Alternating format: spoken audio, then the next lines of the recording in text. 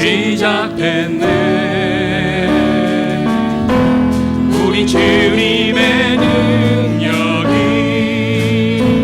나의 삶을 다스리고 새롭게 하네. 자유하네. 죄와 사망으로부터 나의 삶은 변하구나. 충만하네. 은혜로다. 주의 은혜 변함없는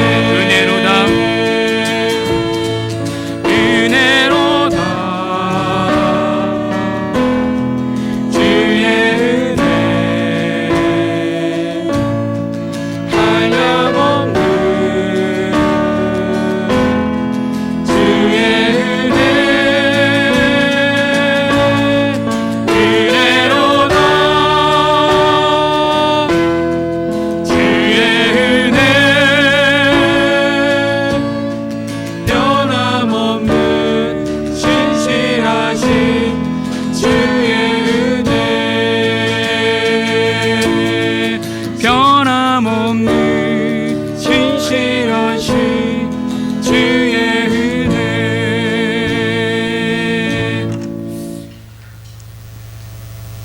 여기서 시간이 없는데 요거보다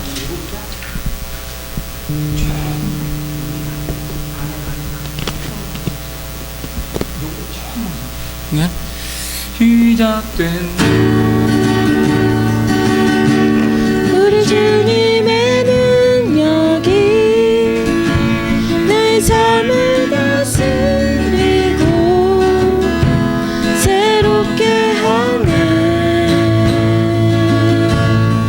자유하네. 죄와 사망으로부터 나의 삶은 변하구나. 충만하네. 은혜로다. 주의 은혜. 그리고 엑센트를 조금 더 가면 몇 박자야 이게? 6박자 6세트 안에 이제 이거 조금 더 가. 오케이. 시간이 됐으니까 신주만 가자. 두 번째로 넘기고 두 번째 첫 곡 두 번째로 같이 연결해서.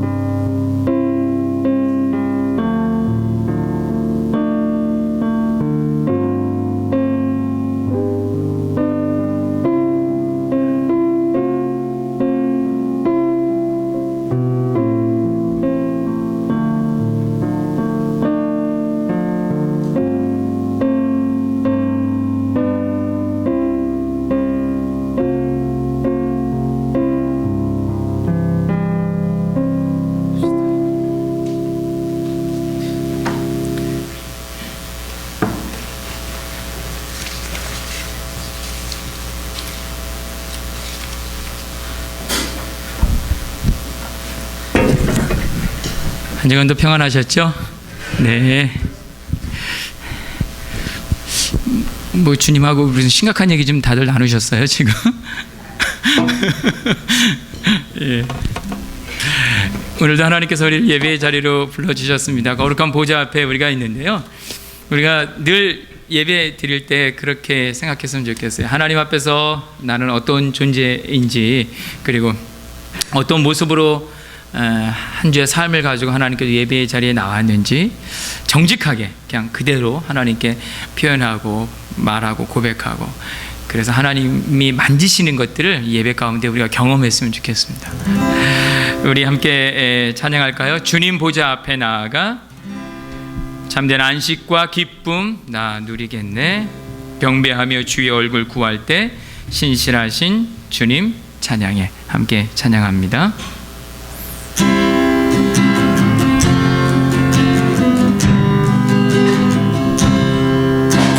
주님 보좌 앞에 나아가 참된 안식과 기쁨 나 누리겠네.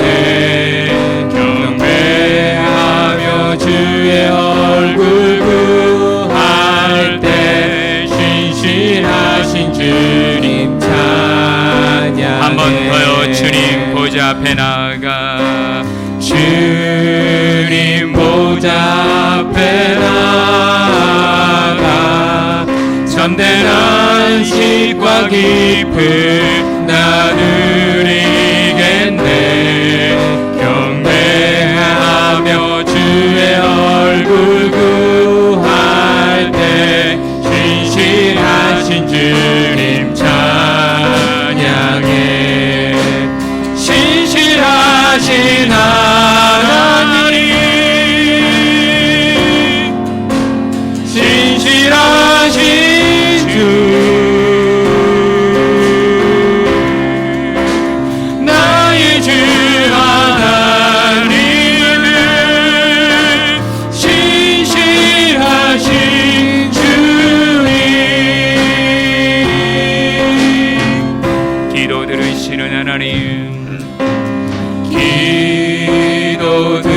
주시는 하나님 폭풍 속에는 등불 내 노래시라 주의 날개 아래서 내 맘 시리리 신실하신 주님 찬양해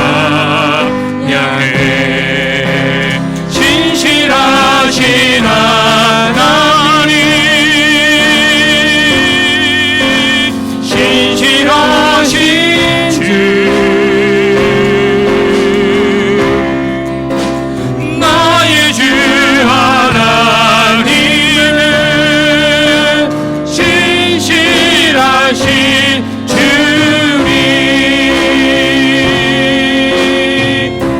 평화 내려주신 하나님, 평화 내려주신 하나님 나로 고통받는 자를 위로하게 하소서 나의 평생의 주의 사랑을 전하리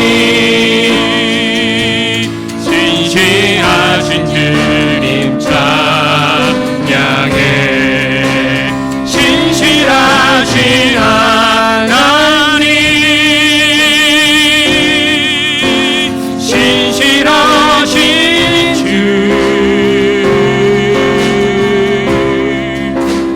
나의 주 하나님은 신실하신 주님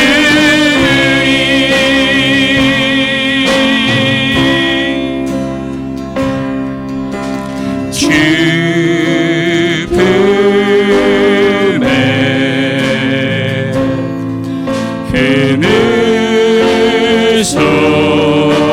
품으소서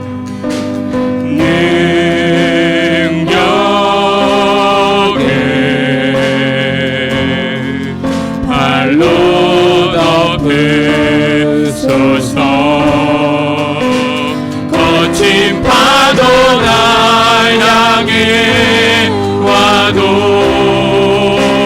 주와 함께 날아오르리 높은 가운데 나의 영혼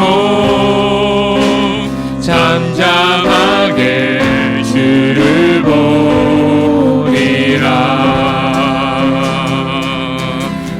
주님 안에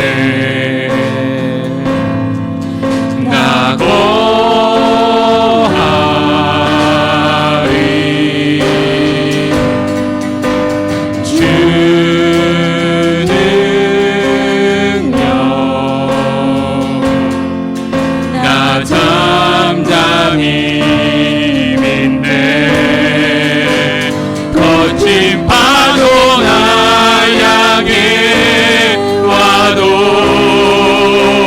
주와 함께 날아오르리 높은 가운데 나의 영혼 잠잠하게 주를 보리라 다시 한번 주 품에 품으소서 주 품에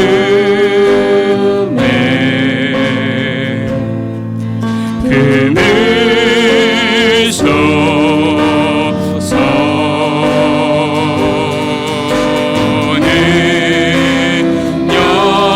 능력에 발로 덮으소서 발로 덮으소서 거친 파도 날 향해 와도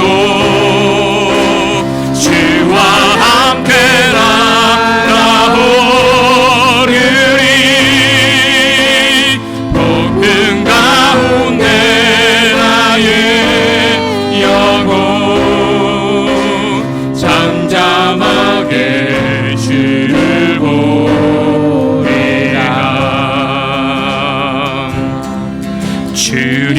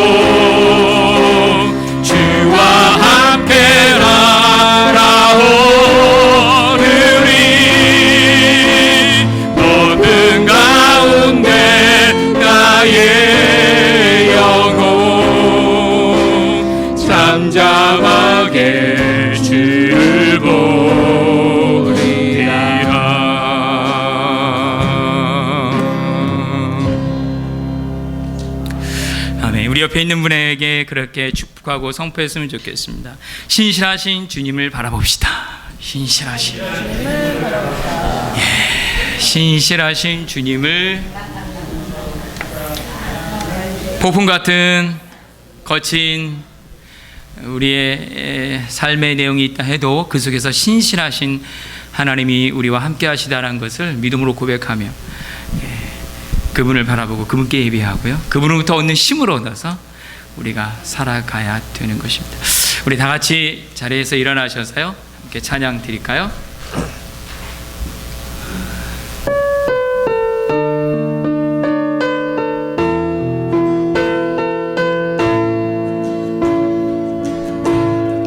시작됐네. 우리 주님의 능력이 나의 삶을 다스리고 새롭게 하네. 자유하네. 죄와 사망으로부터 나의 삶은 변하구나. 충만하네. 은혜로다. 주의 은혜 한량없는 주의 은혜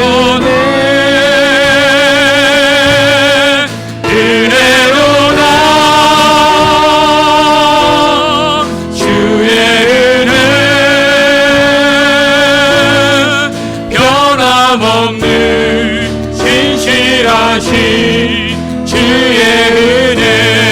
시작됐네. 시작됐네.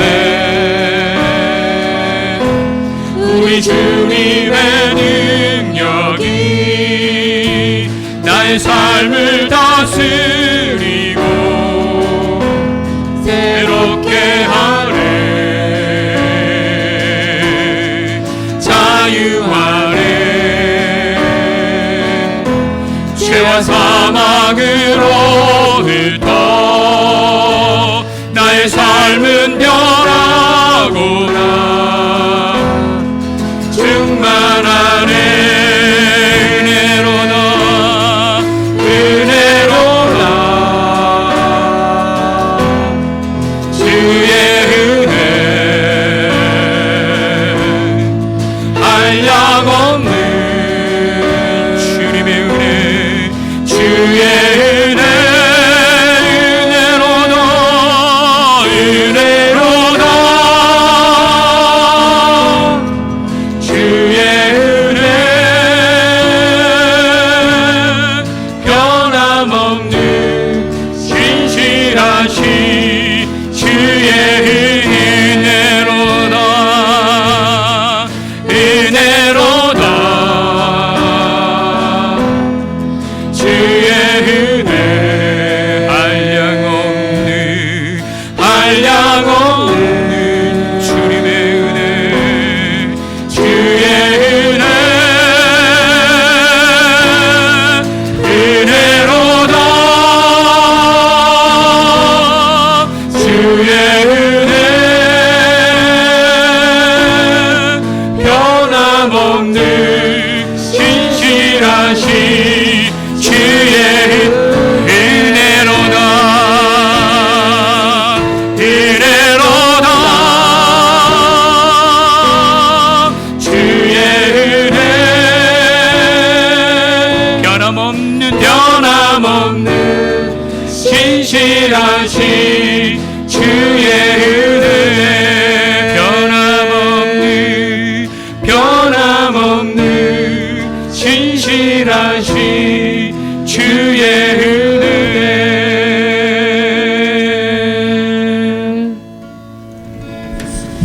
주님께서 부르신 아름다운 주일입니다. 다 함께 기도하심으로써 예배의 부르심에 응답하시겠습니다.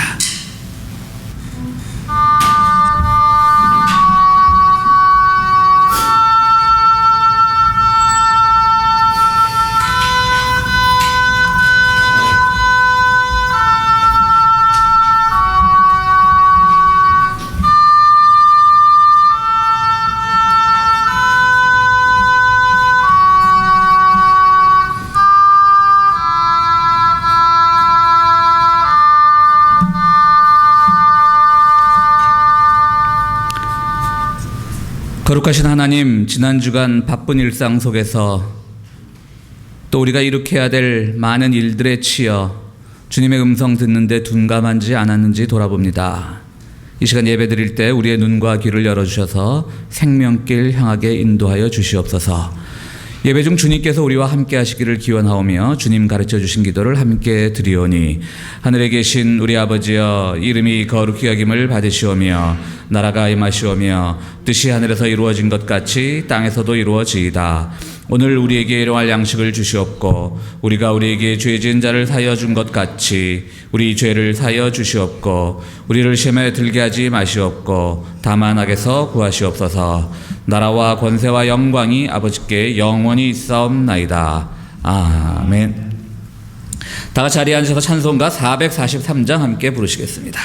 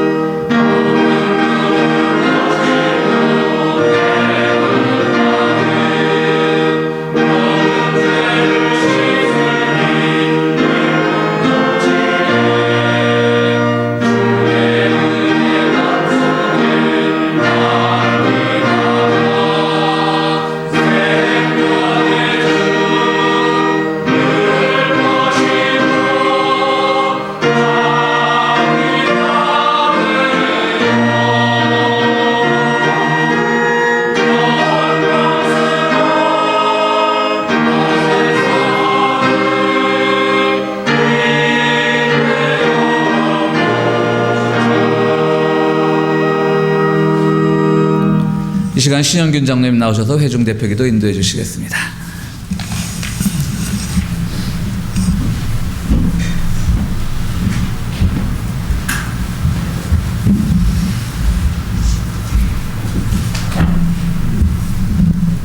아버지 하나님, 은혜에 감사드립니다.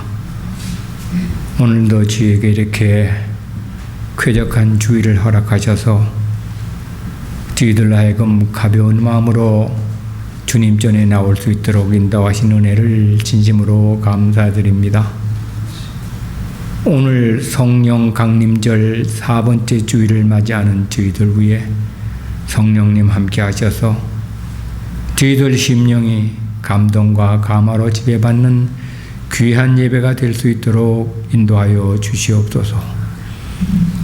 아버지 하나님, 우리가 사는 세상은 점점 혼탁해지고 더욱 잔인해져 가고 있습니다. 그리고 우리가 상상할 수 없을 만큼 문란한 성문화가 저희들 곁을 항상 맴돌고 있습니다. 지난 주간에도 이유 없이 저지르는 충격 사건으로 여러 사람들이 목숨을 잃었습니다. 그리고 많은 성범죄로 상처받은 제 이웃들이 있습니다. 주님 늘 저희 함께 하셔서 지켜주시고 용서하여 주시기를 간절히 기도합니다. 아버지 하나님, 지난 주간도 저희들은 이 세상 속에 살면서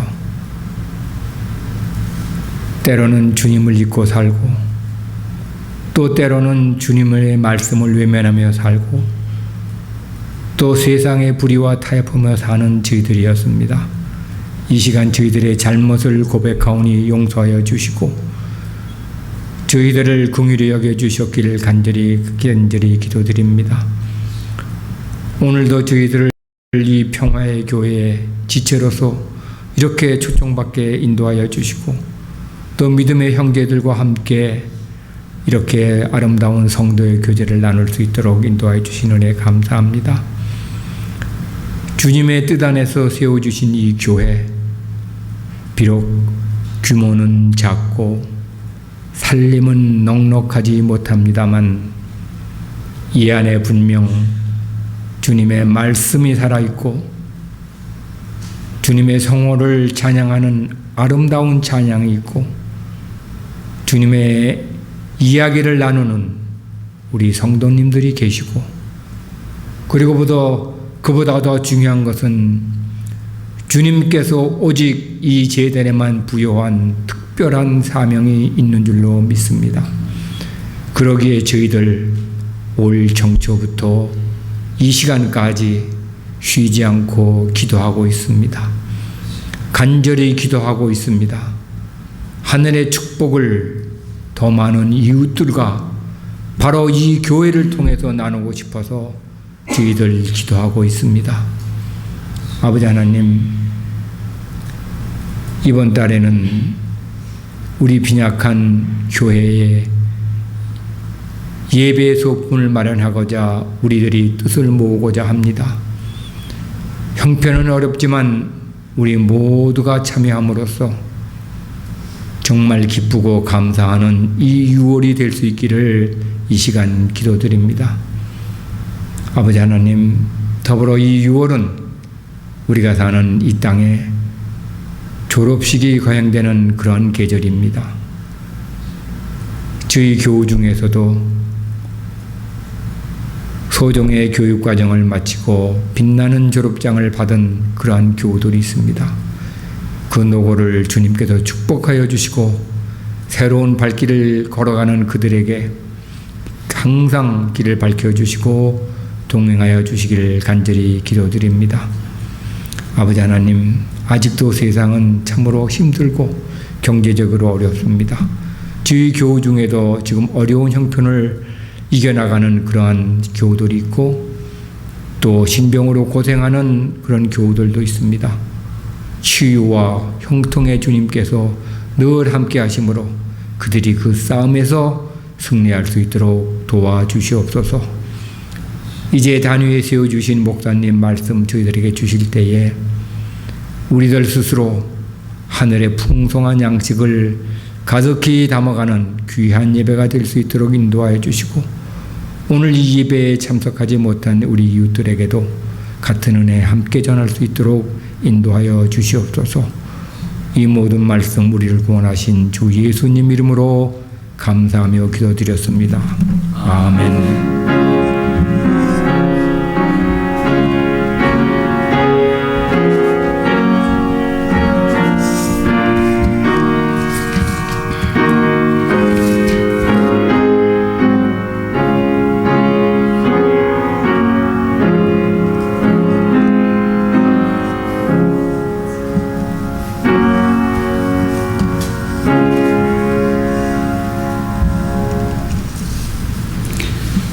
예, 교회 소식 전해드리겠습니다. 늘 주보에 실리는 교회를 위한 기도 제목 기억하시고 꼭 기도해 주시기 부탁드립니다. 오늘은 둘째 주일로 친교 시간 후에 각 신도에 모이도록 하겠습니다. 각 신도에 기억하시고요. 또 오늘 우리 신서윤 교우 중국어반 선생님인데 아마 이 마지막 학기말 시험이 있어서 어제 밤새 공부를 했답니다. 그래서 오늘 교회를 못 왔는데 중국어반 쉬도록 하겠습니다. 우리 그 예전에 다니던 교인들은 아시겠지만 우리 강진석 집사 부친 되시는 강신엽 장로께서 하나님의 부르심을 받았습니다. 교회를 떠난 지 오래된 분들인데 특별히 또 유가족이 전화를 주셔서 제가 이렇게 주부에 공고를 합니다. 여러분들 아시는 분들은 오는 수요일 입관 얘기를 기억하시기 바랍니다. 오늘 프로1917 플라워는 최혜자 권사님 가정에서 헌화했습니다. 오늘 점심도 역시 최혜자 권사님 가정에서 준비했습니다. 설거지는 두나미스가 되겠고요. 여러 가지 모습으로 이렇게 베푸시는 모든 교우들에게 감사를 드립니다. 네, 우리 제가 헌금 설교 같은 거 잘 안 하니까 우리 장로님이 헌금 기도도 해주시고 딴 교회는 이 목사가 헌금 설교한다고 교인들 상처받고 그러는데 우리 또 재정 장로님 또 한 말씀 하시겠다고 나오셔서 여러분들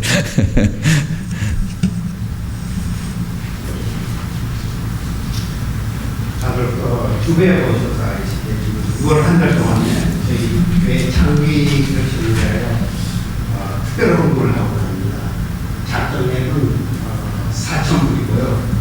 여러분들의 많은 협조를 부탁드립니다. 4,000불 중에 저희들이 지금 예배 전에 이제 예배 준비 활동을 하고 지금 이렇게 여기 보시면은 라인들이 다 많습니다. 그래서 어제도 바꾸고 그러면 자본도 들리고 소리도 들리고 해서 저희들이 장비도 또 오래돼 있고 해서 저희들이 한 2,000불 정도 들여갖고 지금 이 마이크를 갖다 무선으로 하려고 합니다. 그래서 한 2,000불 들고요.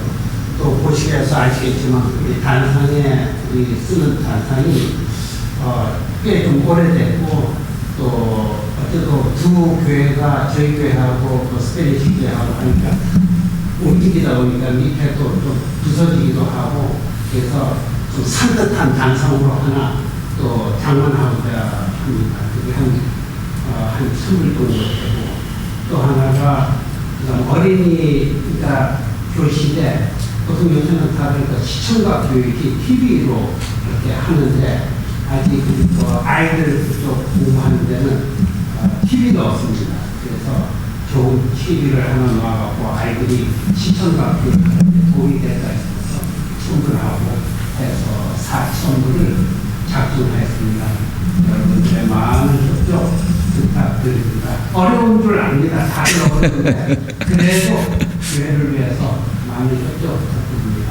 감사합니다. 예, 고맙습니다, 장님. 우리 오늘 교우들이 많이 빠지신 것 같아요. 다들 많이 안 보이시는데 어쨌든 환영합니다. 옆자리 앉은 교우들과 우리 환영 인사 나누시겠습니다. 반갑습니다. 예. 우리 오늘 김현철 교우 가정은 오늘 마침 이사를 한다 해서 교회를 못 오겠다라고 했고 우리 평소에 잘 오시던 우리 유정숙 집사님 오늘 성경봉덕인데 그 중압감 때문에 안 오셨나요? 왜 안 오셨을까요? 거의 개근에 가까운 분인데 어쨌든 여러분들 오신 분들 또 하나님의 은혜 누리는 예배 시간이 되었으면 좋겠습니다. 성가대 찬양이 있겠습니다.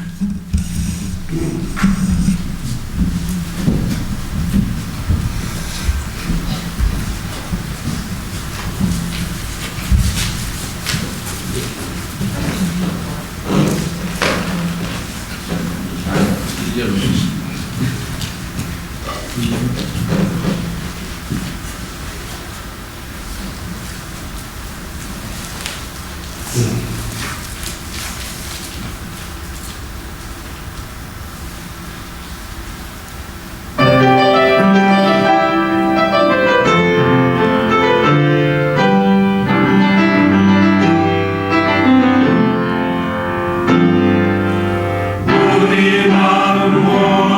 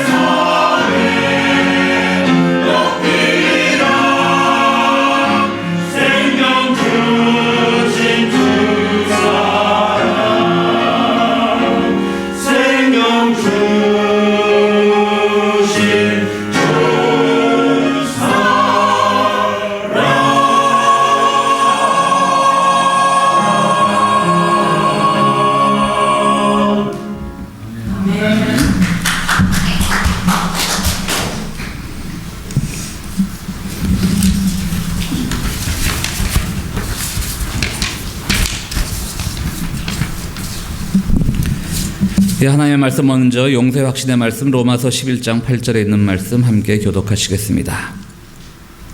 우리를 향한 주님의 사랑을 잊을 때마다 주님 말씀을 기억합니다.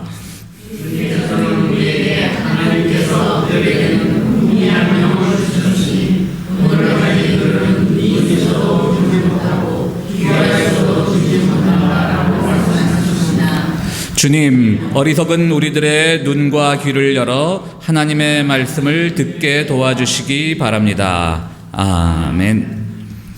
우리 설교의 말씀, 구원의 확신의 말씀 누가복음 7장부터 읽도록 하겠습니다. 7장 11절부터 17절까지입니다. 그 뒤에 곧 예수께서 나인이라는 성읍으로 가시게 되었는데 제자들과 큰 무리가 그와 동행하였다. 예수께서 성문에 가까이 이르셨을 때에 사람들이 한 죽은 사람을 메고 나오고 있었다. 그 죽은 사람은 그의 어머니의 외아들이고 그 여자는 과부였다. 그런데 그 성에 많은 사람이 그 여자와 함께 따라오고 있었다. 주님께서 그 여자를 보시고 가엾게 여기셔서 말씀하셨다. 울지 말아라. 그리고 앞으로 나아가서 관에 손을 대시니 메고 가는 사람들이 멈추어 섰다. 예수께서 말씀하셨다. 젊은이야, 내가 내게 말한다. 일어나라. 그러자 죽은 사람이 일어나 앉아서 말을 하기 시작하였다. 예수께서 그를 그 어머니에게 돌려주셨다. 그래서 모두 두려움에 사로잡혀서 하나님을 찬양하면서 말하기를 우리에게 큰 예언자가 나타났다 하고 또 하나님께서 자기 백성을 돌보아 주셨다 하였다. 예수의 이 이야기가 온 유대와 그 주위에 있는 모든 지역에 퍼졌다. 아멘. 예, 지난주에 이곳에 있는 그 학교에서 총기 사고가 나서 또 안타까운 젊은 목숨들이 또 유명을 달리했습니다. 그 저희 작은애가 다니는 학교이기도 한데요. 지난 금요일 날 제가 집에 돌아가니까 작은애가 막 뛰어나오면서 얘기를 합니다. 아빠, 오늘 친구들이 12시에 학교 도서관에서 만나서 공부하자 그랬는데 12시부터 사고가 났거든요. 난 안 갔어. 그러더라고요. 그래서 야, 평소에 공부 안 해서 걱정했는데 공부 안 한 게 이렇게 도서관 안 간 걸 자랑하는 게 이렇게 고마울 수가. 딱 사고가 12시부터 났거든요. 그래서 참 그래 고상하다 내가. 어쨌든 3시부터 이제 학기 말 시험을 보기로 돼 있어서 친구들이 12시부터 공부하자는 자기는 안 갔다고. 근데 이제 아마 학교 측에서 막 연락이 와서 모든 학교 폐쇄하고 다행히 이제 뭐 아이가 학교에 직접 있지 않았기 때문에 충격 없이 또 여전히 시험 없어졌다고 또 그 말하고 놀러 나가더라고요. 그래서 어쨌든 참 그 사고로 인해서 자식을 잃었을 젊은 목숨들을 잃었을 그 부모들의 안타까운 마음 하나님께서 위로해 주시리라고 믿습니다. 그 조선 말에 한국으로 선교를 와서 연세대학교를 세우고 또 유명한 세문안교회를 세웠던 그 언더우드 선교사 가정이 있죠. 그 언더우드의 후손 중에 증손자 피터 언더우드만이 지금 한국에 살고 있는데요. 피터 언더우드는 얼마 전에 한국의 한 신문과 인터뷰에서 이런 식으로 얘기를 했습니다. 할아버지는 당시 한국에서 활동하던 2,000명 선교사 중에 한 명이었을 뿐이다. 참 겸손한 표현인 거죠. 할아버지들을 많은 사람들이 이제 학교도 세우고 교회도 세우고 해서 유명하니까 할아버지의 이름을 기억하지만 우리 할아버지도 그 당시에 수고하고 애쓰던 그 2,000명 선교사 중에 한 명이었을 뿐이라고 이야기를 했습니다. 사실 선교사들 2,000명이 각양각색이었을 것 같아요. 그중에 학교를 세우고 병원을 세우고 또 시골로 가서 농촌 활동을 하고 정말 이름 없이 빚도 없이 갔던 사람들도 있고요. 또 한편으로는 사실은 또 함량 미달의 선교사들도 있었을 겁니다. 심지어는 그 미국 장로교 선교부의 보고서를 보면 한국으로 선교 파송을 받은 한 선교사는요, 선교부에 편지를 이렇게 편지를 보냈습니다. 저를 조선 땅으로 보내려거든 차라리 지옥으로 보내주십시오. 그러니까 그 선교사의 마음속에는 조선은 지옥보다도 못한 곳이라는 생각이 있었던 거죠. 그래서 그 선교사가 배정받은 것은 태국이었습니다. 지금은 우리가 뭐 태국보다 잘 산다라는 그렇게 표현을 할 수 있지만 그 당시엔 태국이 우리보다 훨씬 뛰어났던 모양입니다. 그래서 그 선교사는 태국으로 갔던 그런 기록들도 있고요.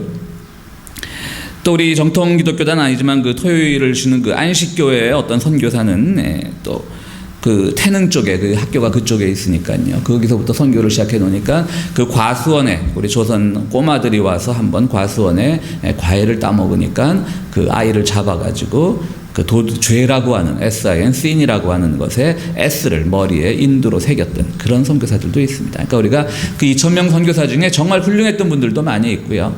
또 함량 미달들도 있었고 우리가 뭐 다 통틀어서 선교사들의 선교 정책은 잘못됐다 아니면 뭐 옳았다 이렇게 말하기는 참 어려운 것 같습니다. 우리가 흔히 일반화의 오류라 그러죠. 그 중에 훌륭했던 분들도 있고 훌륭하지 않았던 분들도 있었을 것 같습니다. 그런데 제가 왜 피터 언더우드의 얘기를 하냐면요. 피터 언더우드가 할아버지는 2,000명 중에 한 명이라고 말을 하면서 이어서 또 그 인터뷰에서 뭐라고 말하냐면요. 한국 선교사에서 한국에서 목숨을 잃은 수많은 아기들의 희생도 한국 선교를 기억할 때 기억해 주길 바란다라고 이렇게 얘기를 했습니다. 그러니까 그 열악한 조선 땅에 와서 풍토병 같은 것으로 수많은 아이들이 죽었고요. 양화진이라고 예전에 저희 때는 제2한강교라고 불렀는데 지금 이제 양화대교라고 부르는 그 한강다리 옆에 양화진이라는 곳에 외국인 선교사 묘역이 있는데 거기에 거의 뭐 한 50여 구의 아기들 묘지가 있다고 합니다. 그러니까 참 그런 거 봐도 또 우리가 그분들의 그 노고나 수고를 기억할 수 있겠죠. 아이들이 여기서 잃었을 때 그들의 마음이 얼마나 아팠을까. 이 낯선 땅에 와서 참 미개한 땅에 와서 일부 선교사에겐 지옥보다도 못한 땅에 와가지고 아기까지 잃었을 때 그 마음이 어땠을까 이런 생각을 해봅니다. 아이를 잃은 선교사들 중에 어떤 분은 자신에게 주어진 사명감을 아기를 잃었음에도 불구하고 잘 수행하는 사람도 있었을 것이고요.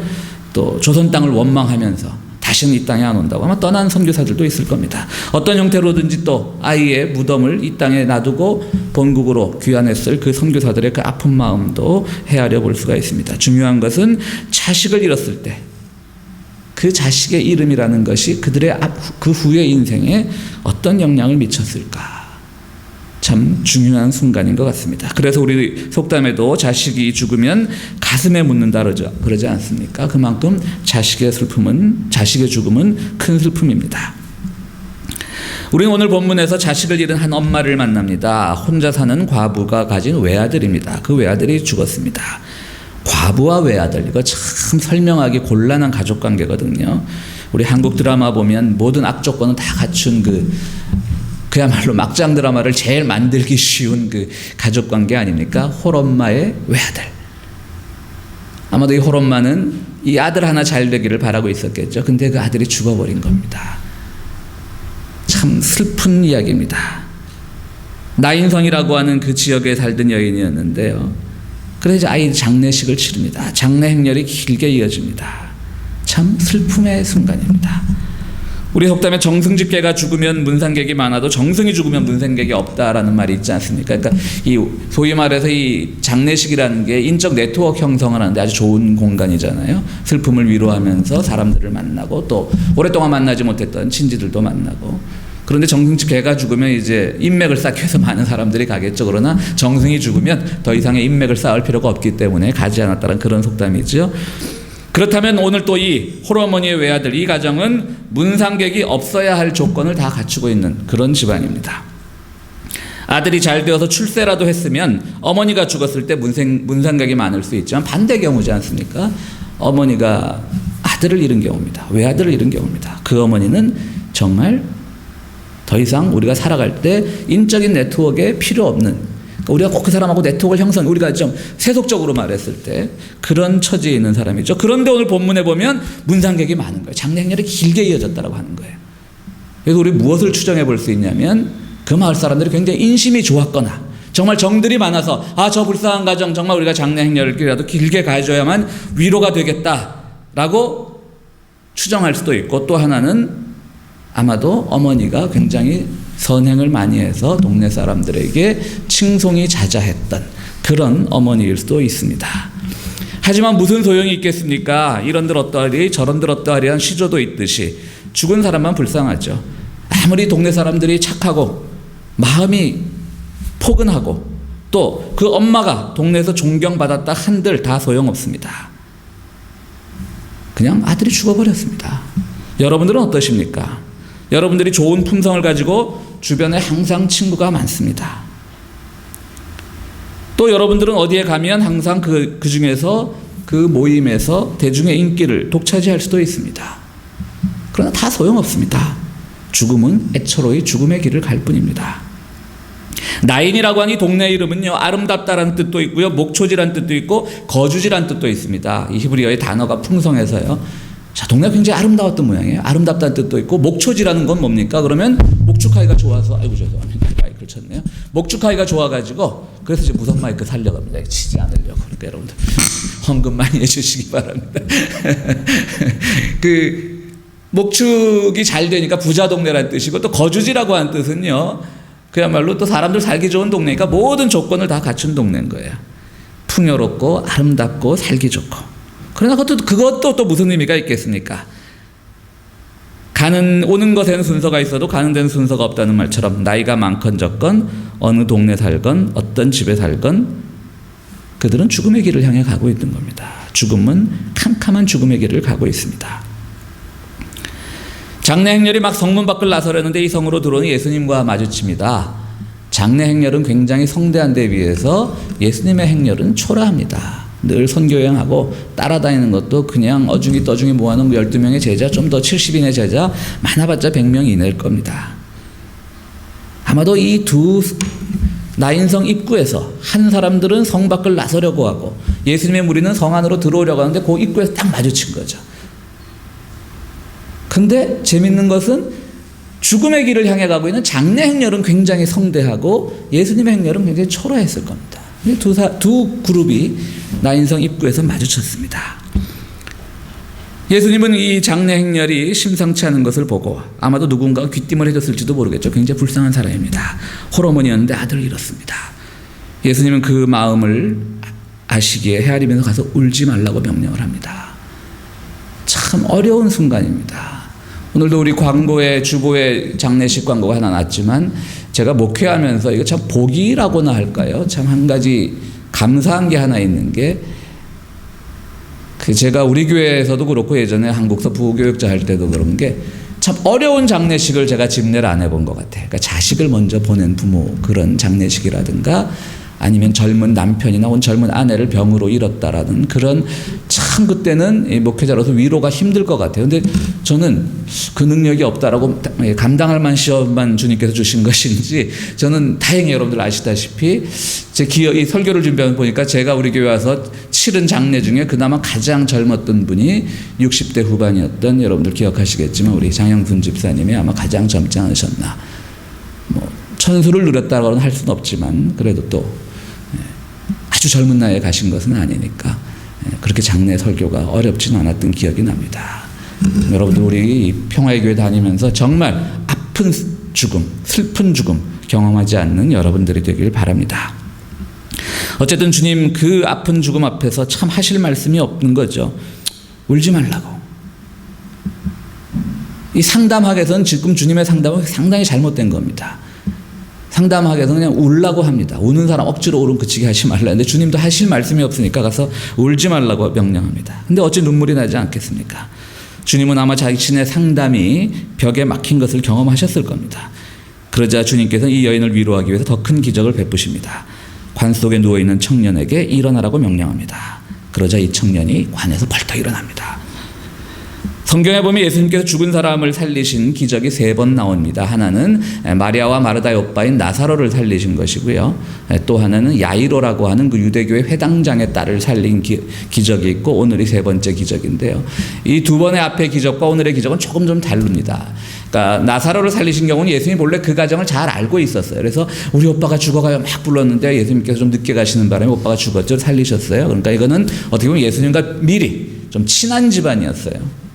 이 나사로 집안은. 또 야이로의 회당장의 딸을 살린 것은 또 예수님께서 늘 유대교랑 적대적인 관계에 있었기 때문에, 대립적인 관계에 있었기 때문에 회당장의 딸을 살림으로써 유대교의 어떤 낡은 관습을 없애려고 하는 그런 시도가 그 기적에 포함되어 있는데요. 오늘의 기적은 완전히 그야말로 미리 알던 사이도 아니었고 어떤 이 사건을 통해서 주님께서 보여주시고자 하는 어떤 메시지가 찾기도 힘들고 그야말로 우연히 만나가지고 아이로 벌떡 일어나게 한 겁니다.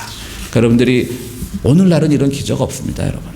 또 성경에서도 다 주님이 다 살리지 왜 이 사람만 살렸겠습니까? 그러니까 우리 성경에 나오는 예수님의 있던 이 사람을 살린 기적 같은 것들을요, 그 글자 그대로만 볼 것이 아니라 그 사건을 통해서 주님께서 무엇을 말씀하시고자 하신 것인지. 오늘도 다 죽은 사람 살려주면 얼마나 좋겠어요. 그냥 그 즉시 일어나라 그럼 관에서 벌떡 일어나고, 죽은 줄 알고 있는데 또 벌떡 일어나서 섭섭한 사람들도 있긴 있을 거예요. 그죠? 이참에 가지 왜 또 일어나나 그런 것도 있을 텐데, 어쨌든 우리가 이런 정말 어려운 기적, 이건 그냥 주님께서 놀라운 은총으로 사람을 살렸다라고 하는 것이 아니라 그 기적마다 주님께서 사람을 살린 것 이상의 어떤 메시지를 주고 계신 거예요. 그러니까 그걸 우리가 발견을 해야 되는 거예요. 기적 자체보다는. 그게 아주 중요한 겁니다. 그렇다면 오늘 주님께서는 여기서 무엇을 우리들에게 말씀하고 계시는가? 과연 주님께서 정말 하고자 하는 의도는 무엇인가? 말씀드렸듯이 죽음을 향해서 가는 행렬은 화려하기만 합니까? 좋은 동네였습니다. 부자 동네였습니다. 또 사람들은 다 인정받고 착한 사람들이었습니다. 그 엄마는 존경받는 사람이었을 겁니다. 그러나 어쨌든 그것은 죽음의 행렬입니다. 그런데 나인성으로 들어오는 예수님의 행렬은 초라했지만 사람을 살리는 행렬입니다. 바로 오늘 주님께서 이 기적사를 통해서 성 밖으로 이 아름다운 곳에서 모든 것을 향유하면서 살아가다 결국은 죽음의 길을 갈 수밖에 없는 그 사람들과 마주침으로써 다시 성 안으로 들어오는 예수님의 행렬이 그들에게 새로운 생명을 주어서 죽음의 길을 향해 가고 있는 그들의 삶을 바꿔놓았다라고 하는 그 메시지가 오늘 기적사건에 포함된 겁니다. 오늘 우리는 여전히 매일매일 죽음을 향해 달려가는 존재들입니다. 오늘 지난 주간에 우리는 어떤 일을 했든지 간에 무슨 일을 했든지 간에 사실은 다 죽음의 행렬을 가고 있는 삶을 살았습니다. 어떤 일을 열심히 하고 어떤 일을 성실히 하고 누군가와 경쟁을 하고 심지어 누구에게 어떤 선행을 쌓았다 할지라도 그것은 다 죽음의 행렬을 가고 있는 것뿐입니다. 죽음의 행렬의 특징은 무엇이겠습니까? 뭔가 하나만을 막 의지하다 그것이 없어지면 좌절하는 행렬일지도 모릅니다. 이 어머니는 아들만을 의지했습니다. 그러나 아들이 죽어버리니까 화려하게 장례식은 치르고 있지만 죽음의 행렬인 겁니다. 오늘 우리는 무엇에 대해서 의지하고 있습니까? 물질이냐 명예냐 한 가지만 막 의지하다가 그것이 무너지는 순간 우리는 다 잃어버리고 그냥 죽음의 행렬을 가려고 하는 겁니다. 또 죽음의 행렬의 특징이 있습니다. 아들의 죽음이라고 하는 가장 소중한 생명 하나를 제외하고는 나머지가 다 갖추어진 행렬인 겁니다. 오늘 우리 다 어려운 시절을 살고 있지만 사실 우리 다 풍요롭게 살다 해도 과언이 아닙니다. 다 갖춰져 있습니다. 그러나 그것조차도 죽음의 행렬입니다. 생명이 없다면 죽음의 행렬인 거죠. 구원의 약속이 없다면 주님의 말씀을 듣고 우리가 거듭나려고 하는 그런 시도가 없다면 그거 자체가 죽음의 행렬이라는 겁니다. 주님께서는 바로 그것을 가르쳐주고 싶었던 거죠. 이 화려한 장례식, 사람 좋은 사람들의 장례식, 부자 동네의 장례식. 그러나 정작 중요한 생명이 없기 때문에 사람들은 그냥 의례적으로 장례를 칠 뿐입니다. 바로 주님께서는 그것을 깨우쳐 주시기 위해서 정말 믿기 힘든 그 기적을 행하신 것입니다. 주님께서 행했던 그 위로, 성경에 보면 위로라는 단어는요 파라칼레오라는 말인데 자기 마음에 예수를 불러들인다는 그런 뜻을 가지고 있습니다. 그러니까 위로받는다는 건 뭐냐면요 주님을 내 마음에 불러들이는 거예요. 그래서 생명의 길을 가고자 하는 거예요. 그게 바로 위로의 길입니다. 우리는 사도신경을 고백할 때 산자와 죽은 자를 심판하시라고 하는 사도신경의 구절을 잘 알고 있습니다. 산자와 죽은 자는 재미있게도 영어 사도신경을 보면 다 이렇게 되어 있지는 않지만 대부분의 영어 사도신경에는 the quick and dead라고 되어 있습니다. 그러니까 산자가 더 퀵, 빠른 자라고 이렇게 되어 있습니다. 이게 본래 그 서부 시대의 그 총잡이들이 총을 빠르게 뽑으면 죽지 않으니까 이게 산자라고 하는 표현인데요. 우리 사도신경 영어 현대어 버전에 보면 이렇게 더 퀵 앤 데드, 죽은 자와 산자와 죽은 자를 살리러 오시리라 할 때 이렇게 되어 있습니다. 더 퀵. 왜 산자를 더 퀵이라고 빠르다고 표현을 했을까? 바로 산자는 하나님의 말씀에 빠르게 반응하는 사람입니다. 오늘 보면 장래 행렬은 나중에 놀랍니다. 오히려 일어나라고 하니까 관 속에 죽은 자가 벌떡 일어납니다. 여기서 산자와 죽은 자를 이 누가복음 기자는 대비시키고 있습니다. 화려하게 장래 행렬을 가는 사람들은 어쩌면 죽은 자일지도 모릅니다. 그러나 가장 빠르게 일어나라라고 하는 거기에 퀵하게 대응하는 죽은 자는 산자가 되는 겁니다. 오늘 우리는 죽음의 행렬을 가고 있습니다. 그러나 그 죽음의 행렬 속에서 정말 우리가 죽음의 행렬을 마치고 비록 우리 육신은 나이를 먹으면서 죽음의 길을 간다 할지라도 우리의 영혼이, 우리의 마음이 생명길로 가기 위해서는 회개가 필요할 때 회개에 빠르게 반응하는 그런 믿음이 필요합니다.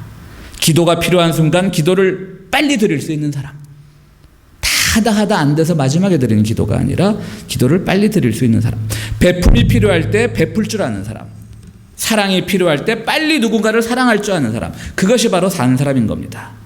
어쩔 수 없이 우리는 죽음의 길을 가고 있지만 그러나 그 속에서 우리는 주님이라고 하는 생명길을 만남으로써, 마주침으로써 우리 죽음의 행렬을 그치고 항상 빠르게 반응해서 회개와 기도와 말씀과 봉사와 이웃사랑에 빠르게 대응할 수 있는 사람은 바로 우리는 죽음의 행렬에서 일어설 수 있는 사람입니다. 주님께서 오늘 우리들에게 죽은 자를 살렸다라고 하는 그 기적을 우리가 받아들이면서 야, 예수님의 기적이 정말 놀랍고 크구나라고 고백하기를 원하시는 것이 아니라 설사 죽은 자라 할지라도 주님이 일어서라고 하는 그 명령에 빠르게 반응했듯이 오늘 우리가 가고 있는 길들이 혹시 화려하지만 사실은 생명이 없는 그런 죽음의 길이라면 주님께서 빨리 반응해서 생명길로 바꾸라고, 주님의 말씀을 불러드리라고, 그래서 주님 뜻대로 살라고 우리에게 명령하시는 거예요. 그래야만 그게 생명길이 된다라고 하는 겁니다. 우리는 이삭을 거의 죽기 직전까지 하나님의 명령에 따라서 바치려고 했던 아브라함의 이야기를 잘 알고 있습니다. 여러분 이런 생각 해보셨어요?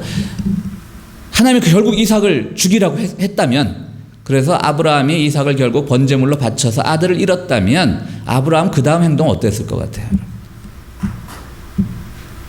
저는 자살했을 것 같아요.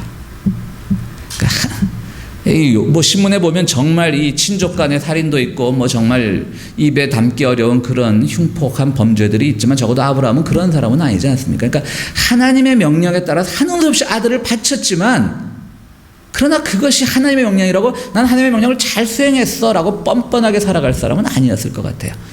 모르겠습니다. 하여튼 저는 여러분들의 생각은 어떨지 모르지만 저는 그 이후에 그 죄책감으로, 오히려 정말 그 죄책감이 필요할 것 같아요. 나 하나님이 또 잘 수행했어 이러고 나면 아브라함이 아닌 거죠.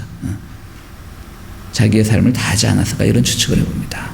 그러나 아브라함은 그 죽음의 길을 가면서 하나님의 말씀이라고 하는, 그러니까 아들도 죽여야 되고 아들을 죽이고 나서 자신도 어쩌면 죽었을지도 모르는 그 죽음의 길을 가지만 하나님의 말씀이라고 하는 그 순종, 하나님을 만나려고 하는 통해서 얻어지는 생명길, 그걸 알았기 때문에 그 모리아산으로 갈 수 있었던 거예요. 그러니까 그것은 죽음의 길이었지만 화려한 장래 행렬이 아니라 그 마음에 온갖 번민과 고민이 가득 찼지만 그것이 하나님의 뜻이라고 하는 그 길을 걸어갈 수 있었기 때문에 그 죽음의 길이 생명길로 바뀐 거죠. 그래서 하나님께서 이삭을 바치지 않게 하시고 미리 번제물로 양을 준비해 주셔서 여호와 이레라고 하는, 주님께서 준비해 놓으셨다라고 하는 그 놀라운 고백이 그 산에서 있지 않았습니까? 바로 주님께서 오늘 이 사람을 살리신 것은 어찌 보면 구약의 아브라함 사건과 연결시켜서 생각할 수가 있는 겁니다. 여러분들 화려한 삶을 살지만 그것은 곧 죽음의 길입니다. 장래 행렬입니다. 설사 우리의 삶이 초라한다 할지라도 그 안에 주님의 말씀을 불러드리려고 하는 그런 결단이 있다면 그것은 생명길입니다. 여러분들이 생명길을 택하는 순간 마치 모리아산에서 양을 여호와 이레로 준비해 놓으신 것처럼 여러분들의 모든 삶에서 준비해 놓으신 하나님의 기적을 여러분들이 체험할 수가 있는 겁니다. 여러분들 지금 가는 길 속에서 내가 여기서 주님을 불러드리는 고백이 없다면 내 인생이 아무리 화려하고 네트워크가 풍성하고 주변에 친구가 많고 내가 어떤 모임을 가든지 인기를 독차지 않은 삶이라 할지라도 그것은 죽음의 길입니다. 여러분들 설사 초라하게 살아간다 할지라도 그 속에서 하나님의 말씀을 고백함으로 말미암아 하나님께서 여러분들을 향해 준비하신 모든 여호와 이레의 기적을 체험하고 고백하는 여러분들이 되시기를 간절히 바랍니다. 우리 함께 기도하시겠습니다.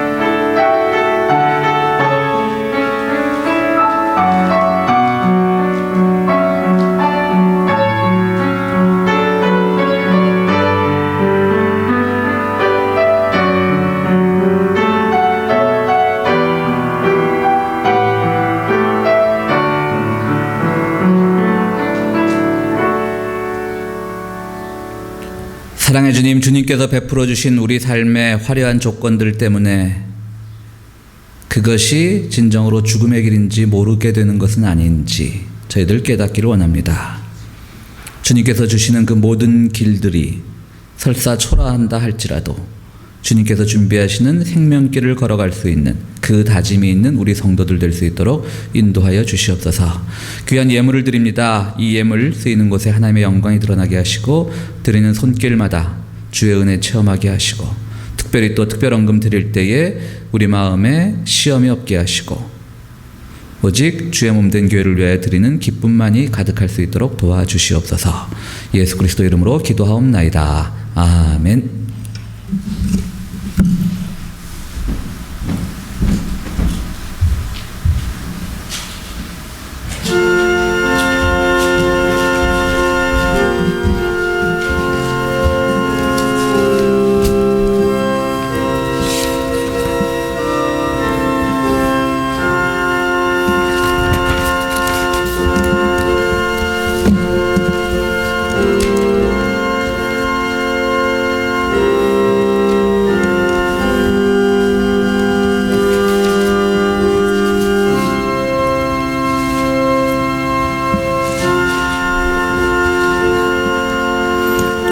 다 같이 자리에서 일어서서 찬송가 286장 함께 부르시겠습니다.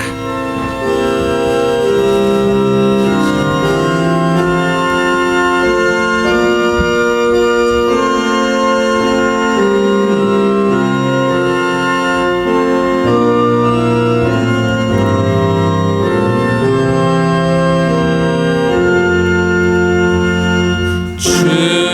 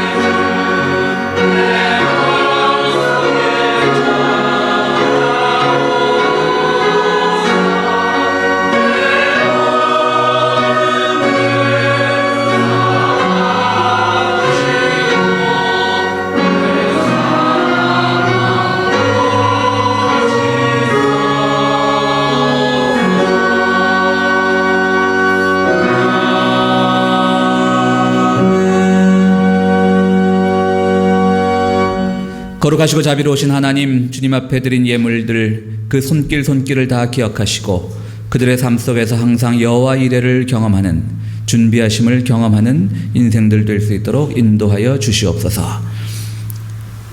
이제는 모든 구원의 기초가 되시는 우리 주 예수 그리스도의 은혜와 세상 살아갈 때 늘 베푸시는 하나님의 참 좋으신 사랑과 성령님의 감화 감동하심이 우리 삶 속에 화려함에 묻혀 생명길을 놓치지 않기로 다짐하는 우리 모든 성도들 위해 지금으로부터 영원토록 함께 하시기를 축원하옵나이다. 아멘.